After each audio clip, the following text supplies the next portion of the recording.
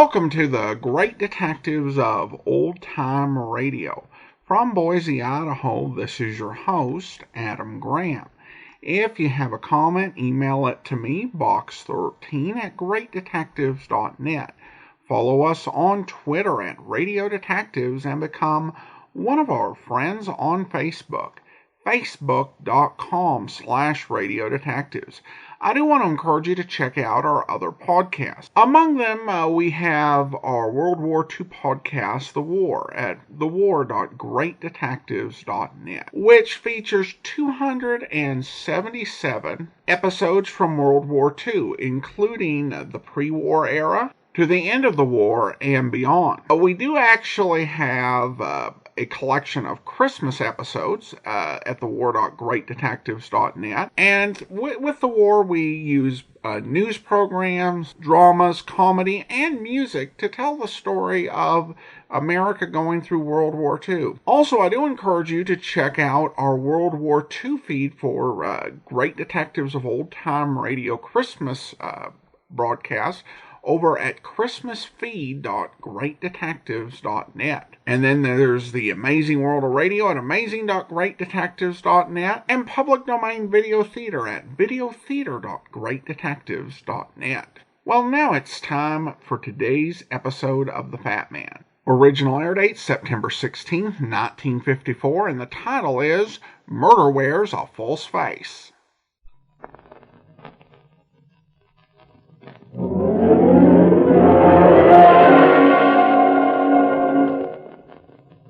There he goes into that drugstore.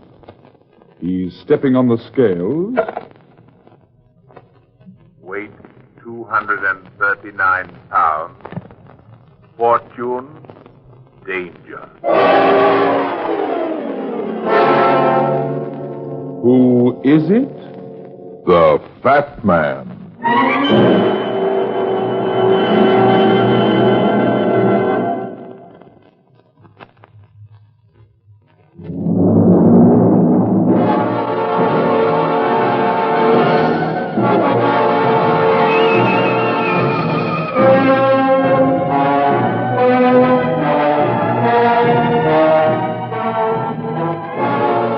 A fat man can be very self-conscious sometimes and also very shy.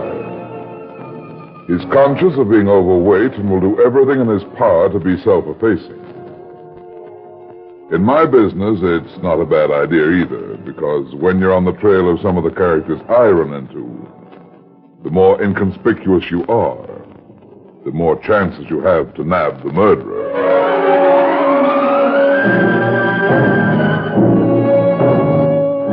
And now, here's the Fat Man in Murder Wears a False Face.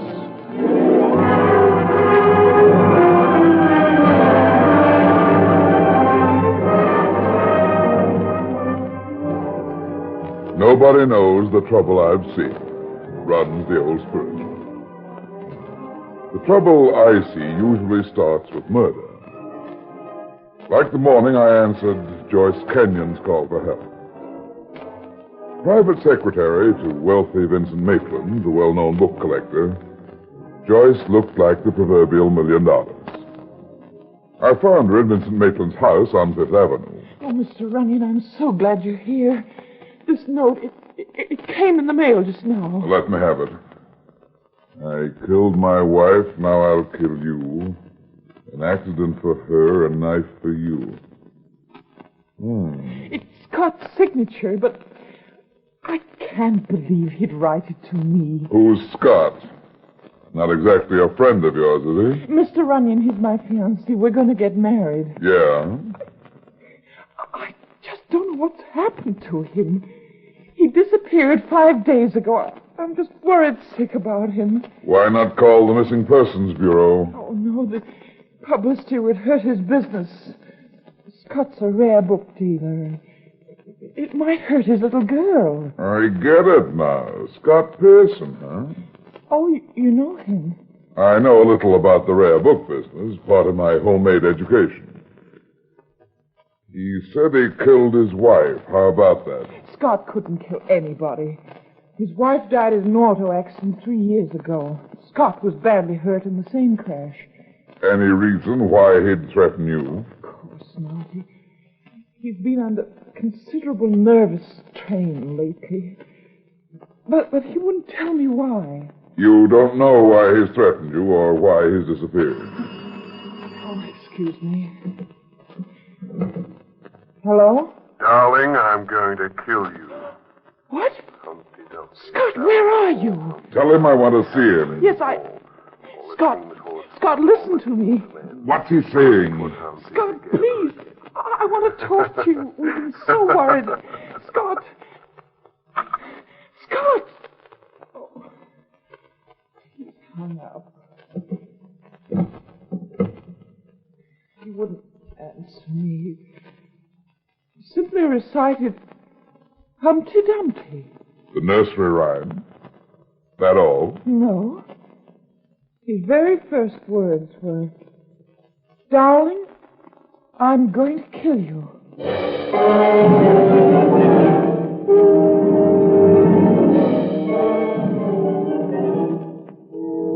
In 3 minutes flat, I had Pearson's call traced. It had been made from his business number.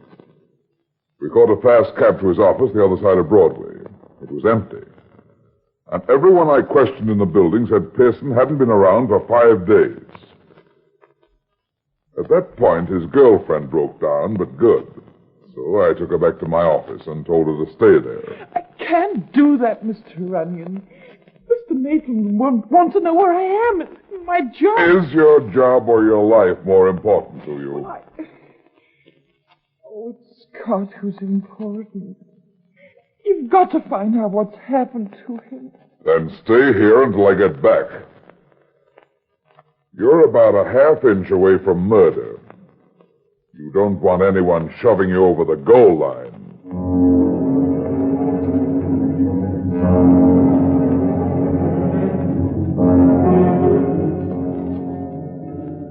In the cab, Joyce had told me about Pearson's sister-in-law, Sylvia Lawton. Sylvia was his housekeeper and looked after his daughter after his wife died. She opened the door to me in Pearson's apartment in the East 50s. Mr. Runyon, oh, this is horrible. I can't believe Scott would threaten Miss Kenyon this way. So Joyce said. But she also said he'd written the note, and she said it was his voice on the phone. You have any ideas about it, Miss Lawton? I can't imagine why Scott would do this. I simply don't know what could have happened to him. Where's his little girl? Oh, staying with her grandmother, thank goodness. His fiancée told me he's been pretty nervous lately. What do you think's been worrying him? Scott never told me anything about his business.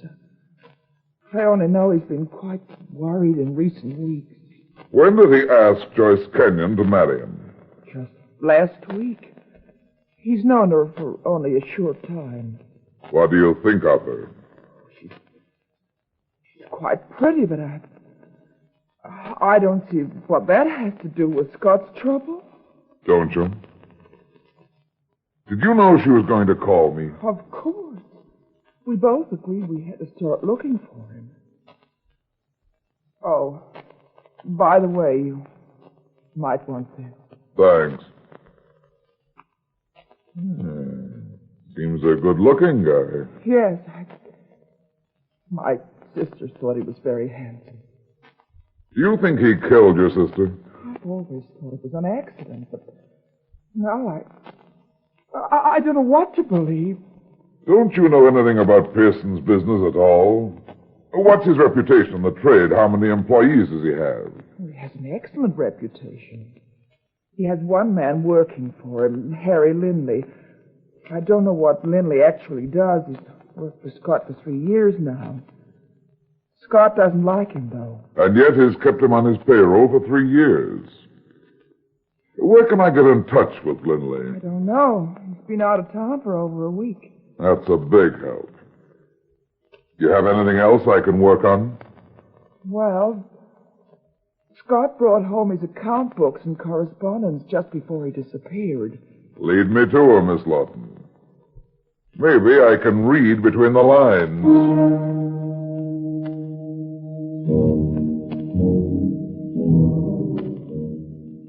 Looking over Pearson's accounts, I realized the rare book business was big-time stuff. He'd made some really fancy sales, $20,000 and $30,000 a crack. The biggest 3 years before, when he'd sold Vincent Maitland a Shakespeare folio of Troilus and Cressida for 75 G's. Shortly after, before his wife died, he'd taken Harry Linley on his payroll. His weekly payments to Linley had become progressively larger. Unusually large. I've seen items like that before, and they've added up to one thing. Blackmail. It was enough to send me over to Vincent Maitland's house again. Well, Runyon, what do you want? My secretary told me about you and her problem, but I don't know if I can help you. You could, if you could tell me where Scott Pearson is. I would if I could. I've been trying to reach him for 4 days now. Where is he? That's what I'm trying to find out. His fiancée just hired me. Funny you didn't know about it. Anyway, what's your interest in him? The scoundrel's ruined my reputation. 3 years ago, he sold me a certain rare manuscript. Troilus and Cressida? Exactly. I sold it at a profit last week. Now I find it's a forgery. I've got to find Pearson and get my money and the truth from him. What makes you so sure it's a forgery? Spectroscopic examination of the paper and ink. The paper's genuine 17th century, but not the ink. My buyer's appraiser tested it, something I didn't do when I bought it from Pearson. Oh, confound that phone. Hello? What? No, she isn't here. Yes, I have your number. Goodbye. Blasted nuisance. Young idiot keeps calling my secretary. Sounds lovesick. Sounds interesting. Who is he? Interesting? Don't be absurd.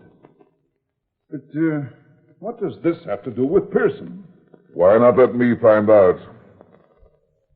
Who's the guy so interested in Joyce Kenyon? Oh, his name's Ron Jordan. Runs a garage in Manhasset. You have his number? Here. See me if you like, but remember this. It's Pearson's number I'm after.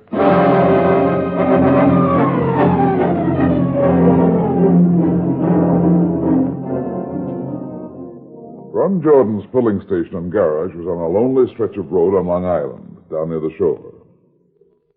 It didn't look like any potential gold mine. The garage at back was all locked up. A skinny guy in overalls was out front whittling on a stick, using his knife as though he was carving up his worst enemy. I pulled up to a stop beside the gasoline pumps. Hi, fill her up. Yes, sir. You Ron Jordan? That's right. Get in touch with Joyce yet? Get in touch. Say, what is this? Just my own private survey, Jordan. Why so interested in Joyce? Look, mister, you're begging for a poke in the nose. Keep pumping, sweetheart. I don't like being poked, and I have the weight to back it up. Now, how about Joyce? Wait a minute. Who are you? My name's Runyon, private detective. Joyce hired me to find her fiancé, Scott Pearson. The heel. Oh, a friend of yours. He's no friend of mine. Joyce was going to marry me until she met Pearson. She was, huh? When did that happen? This summer while I was busy here. The summer season that brings in the dough.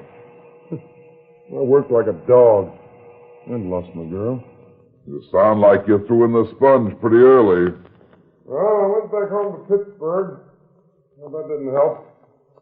I just got back this morning. Where did Joyce meet him? At Maitland's? Yeah. He started work there last June. How come Joyce wants you to find him? Pearson's disappeared. And he's sent her a threatening letter. Joyce, too, huh? Here, take a look at this. When'd you get this? This morning. I've been trying to call Joyce about it. Go ahead, read. I killed my wife, Jordan. Now I'll kill my next wife, and you'll be double cheated, not only double crossed. Typewritten like the first one. He's a maniac, Runyon. All the signs of paranoia are here, all right. Oh, find him. Find him before something happens to Joyce. Still lugging the torch around, huh? Never mind that. Find him and let him know. For his own sake, Runyon, if he harms Joyce in any way, I swear I'll kill him.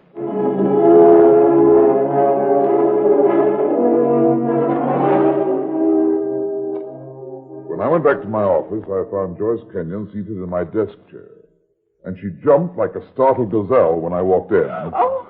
Although I must say I've never seen a startled gazelle in nylon. Oh, it's only you, Mr. Runyon. Yeah, it sure is. You've had a long wait, haven't you? It seemed like an eternity. Any visitors? Not even a phone call. Have you found out anything yet? Well, I just saw Ron Jordan. Ron? How did you find out about him? Maitland told me. Jordan called you and I went back to Maitland's house. Excuse me. Hello? Hello, Runyon. Speaking. Vincent Maitland. I've had a call about my toilets and Cressida from Harry Lindley, the chap who works for Pearson. He wants me to meet him in Pearson's office. We'll see him together, Maitland. I'll be right over.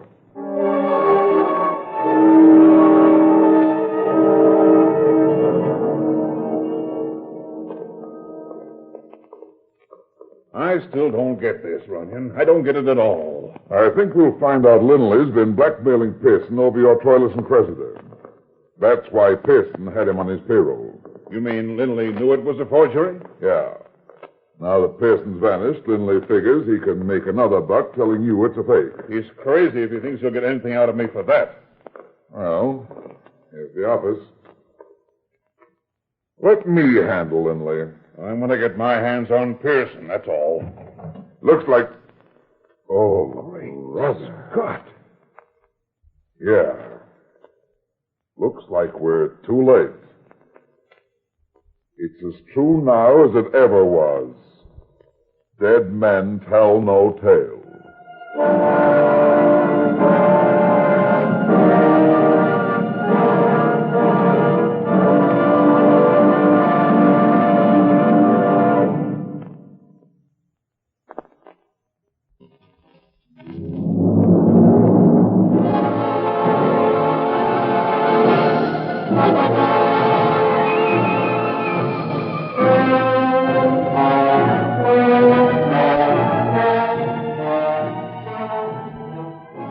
The corpse on the floor had been slugged with a mechanic's wrench.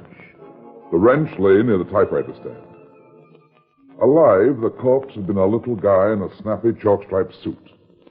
A sharp little guy with a pinched rodent face. It wasn't Scott Pearson, that much was certain. It's Harry Lindley. Shut the door, Maitland. What? Let's get out of here. I can't get mixed up in anything like this. Shut the door! We'll give the place a quick once-over first. See if our stiff is really Harry Lindley. You don't touch him. Your fingerprints. Don't worry about fingerprints. It is Wallace. What's in it? $10 bill, pocket comb, driver's license. It's Harry Lindley, all right. Scrap of paper with a phone number on it. Why, that's my phone number. Okay. You keep that for your collection. Is that all he had? Yeah, he traveled light. It can go back in his pocket. Hey, let's get out of here, Runyon. We found out what we want to know. You won't find anything. There's nothing here. Isn't there? What about this? What? Look at this note on the typewriter. My final warning before you die, I tell you... That's all? Yeah. Somebody was interrupted. Lindley, you mean? Or Pearson. I'll compare the typing with the other two notes. Suppose I ought to answer that? Are you out of your mind, Runyon? We've got to get out of here. Take it easy. Not going to lose. No. No, he's been gone for 3 days. Goodbye. That's funny. What was it? That was Sylvia Lawton. This phone rings at Pearson's home, too. What's that got to do with it, Runyon? Let's go, for heaven's Wait a sake. second. Here's something else. Now what? A man's cufflink. A monogram cufflink. Let me see those initials. S.P. Scott Pearson. Could be. Or Sam Price, or Steve Palmer. It has to be Pearson. You said Lindley was blackmailing him. His cufflink was torn off in the struggle. Yeah. Well, now we can blow, Maitland. We've got to notify the police, but I don't intend to welcome them when they get here.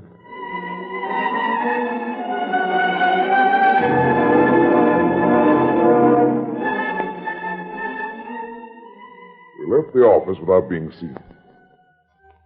Down in the lobby, Maitland went his way, and I called Mackenzie at Homicide. Then I scooted back to my own office. My phone was ringing as I came down the hall. I wondered why Joyce Kenyon didn't answer it.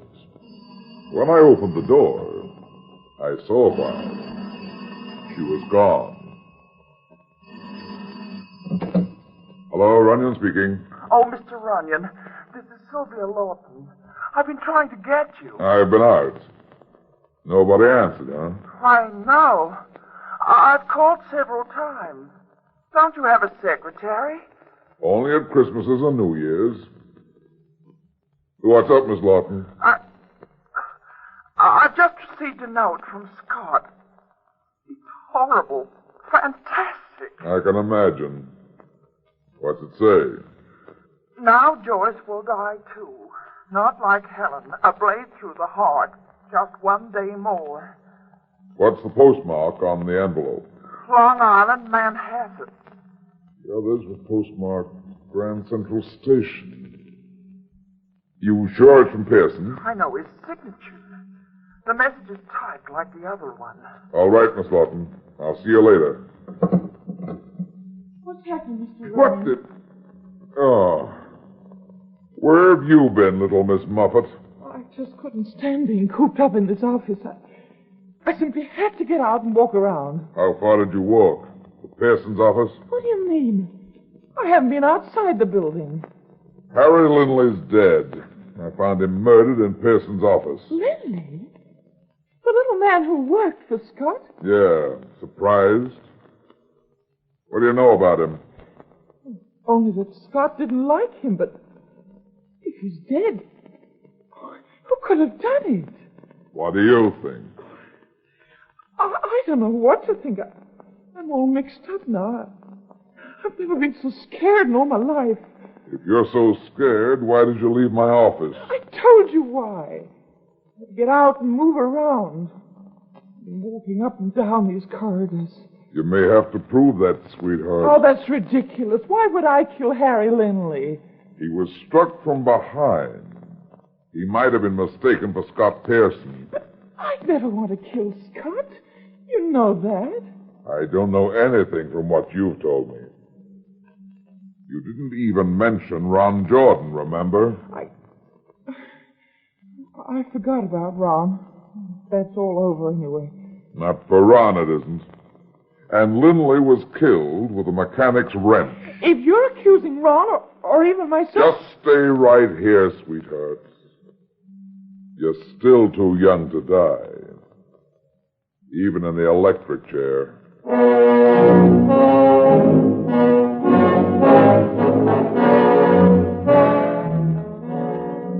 Leaving Joyce in my office, I drove back to Ron Jordan's garage. Fog was creeping in from the sound like a gray shroud covering the dying afternoon. Nobody was out front. The garage doors were open a crack, so I started towards them. Wisps of fog touched my face with clammy fingers, and then, all at once... Who is it? Who's there? Hi, Jordan. What are you doing back here, Runyon? What do you want? What's wrong? Why so jumpy? You're crazy. There's nothing wrong with me? Not much. You're shaking like an old-time Model T. Come on, quit kidding. Hey, come on, I'll buy you a Coke. Sounds like bribery, Jordan. You come on. Let go of my arm. You want it broken at the wrist or the elbow? Runyon, I'll do. All right. Okay. Harry Lindley was killed with a wrench. We'll go check your tool rack. Now, look, wait a minute, Runyon. I don't know any Lindley. You're making a mistake, Runyon. Then why the shakes? It's not that cold, sweetheart. I'm upset about Joyce, that's all. I've been thinking about her and Pearson. I've been getting madder by the minute. He's too old for her, eh? And he has a family. Sure, a daughter.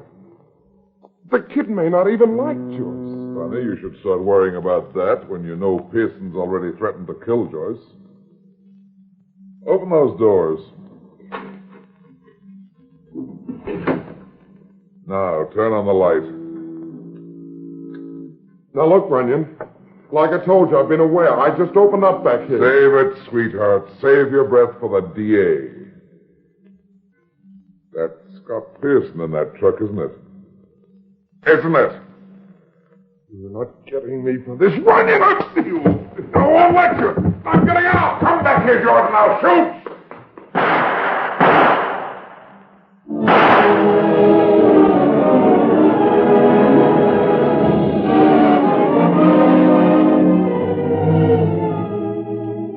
I aimed for his legs, but he was already outside. I raced after him, but fog swallowed him up. I groped my way back to Scott Pearson in the garage, slugged from behind like Harry Lindley. His body in an open delivery truck. He'd been dead several days. I went through his pockets and came up with a sales slip from a music shop on 42nd Street. After calling the police and spreading the alarm for Jordan, I called my office. No answer. Joyce Kenyon was gone again. I climbed into my car and headed for Manhattan. When I reached my office... Runyon, where have you been? Why the personal visit, Maitland? I wanted to know what progress you've made. I was just leaving. Yeah? Come on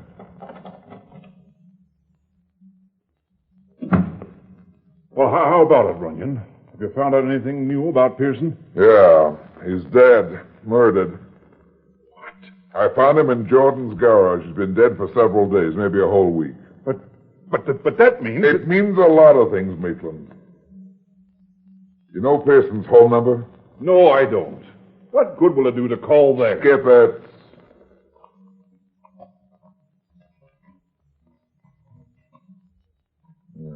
Here it is. Hey, wait a minute. What? Pearson's number, residence and office. Remember, his business phone rings at home as well as at the office. Well, there's nothing unusual about that. Not to you, maybe. But not many businessmen have the same phone number for two different addresses. Well, what of it? What difference does it make? With what I found in Pearson's pocket, it turns this case right onto its ear. Come on. We're getting over to Pearson's apartment right away.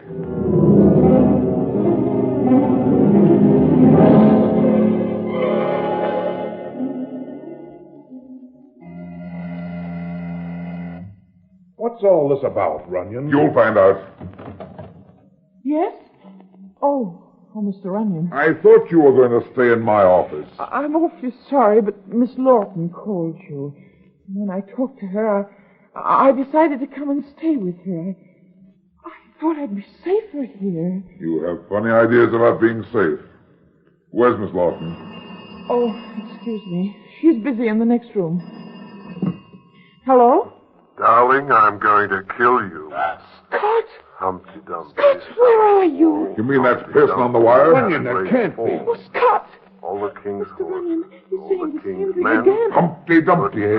I thought so. You can stop that record, sweetheart. What in the world? Get your hands above the desk, Miss Lawton. What is the meaning of this? It won't do any good to hide that record player now. I happen to know Pearson's already dead. Dead? I don't believe it. Oh, stop it. I know you killed him. So why try to bluff me? I see. Get your hands up, Mr. Runyon. What on earth is this all about? You too, Joyce. And you, Mr. Maitland. Now, look, you can't be serious. Oh! My arm! I'm very serious, you see. What did you first suspect, Mr. Runyon? When I found Pearson's cufflink, Maitland thought it was torn from his sleeve during a struggle with Lindley, but there wasn't any struggle. The cufflink was planted evidence. You couldn't have suspected me then. You couldn't. You're right. It wasn't until I realized Pearson had his office phone at home. I'd found a slip from a music shop in his pocket. Then I remembered his Humpty Dumpty message. I knew he'd bought one of those record-your-own-voice records. But he said, darling, I'm going to kill you. Because it was for his daughter, he was kidding her. So that's why he left. Yeah.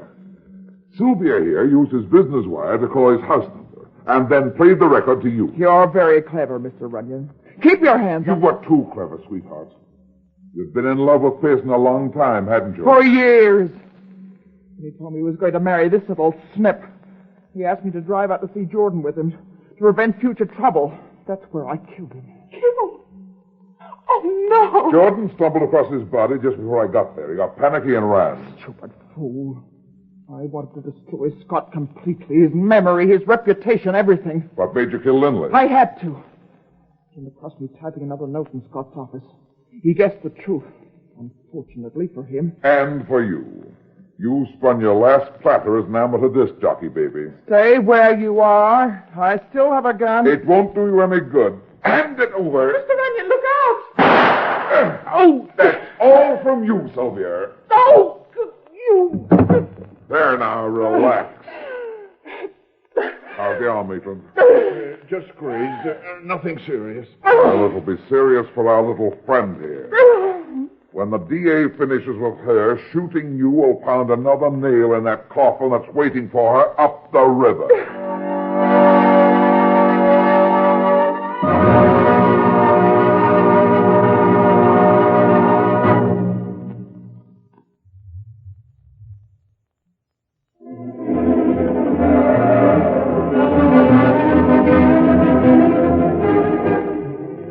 Well, that's that. Seems I spend my life in getting into trouble and getting out of it. But at the same time, I generally manage to get some other people in and out of trouble, too. Be seeing you again. So long.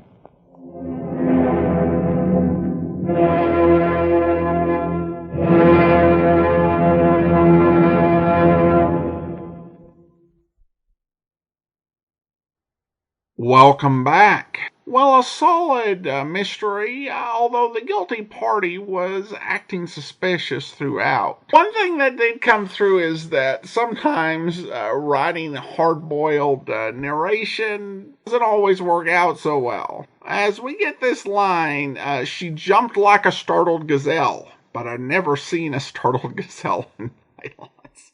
It's like, okay. All right, well, now we do turn to listener comments and feedback. And Bill writes in, and he says, "Hi, Adam. I like the series, but the voices of Brad and Max sound like they were recorded at half speed. It's a bit annoying. Thanks."